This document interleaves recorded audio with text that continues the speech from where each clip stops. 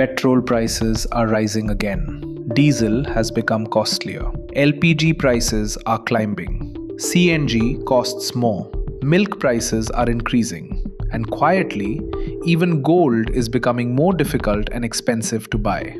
And suddenly, many Indians are beginning to feel something uncomfortable again. That familiar fear that everyday life may slowly be becoming more expensive than incomes can keep up with. But maybe the bigger question is this: is this just because of global war and oil tensions? Or was India always heading toward this moment anyway? To be fair, the global pressure is real. Oil markets have been unstable for months. Tensions in West Asia continue affecting global energy routes. Shipping costs remain under pressure. And countries like India, which import massive amounts of crude oil, inevitably feel the impact. Because once fuel becomes expensive, almost everything else quietly becomes expensive too.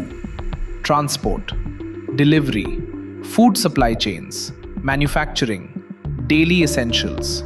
Fuel prices are never just about fuel. They slowly spread through the entire economy. But maybe the more interesting signal right now is not petrol. It is gold. Because India is not only seeing higher fuel costs, the government is also tightening restrictions and pressure around gold imports.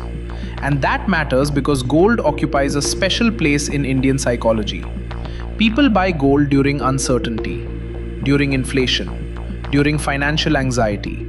Large-scale gold imports also increase pressure on India's trade balance and foreign exchange outflow, which means the government may now be trying to discourage behavior that increases economic strain during uncertain global conditions. And this is where politics enters the story.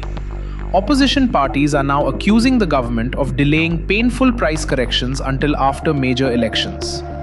Critics say the warning signs were visible for months, that the pressure was building quietly underneath the economy, and that ordinary people are now being forced to absorb the shock all at once. The government, meanwhile, argues these decisions became necessary because global conditions have worsened rapidly. And realistically, both arguments contain some truth. Because global instability is real, but so is political timing. And maybe that is why this moment feels psychologically bigger than a normal fuel hike.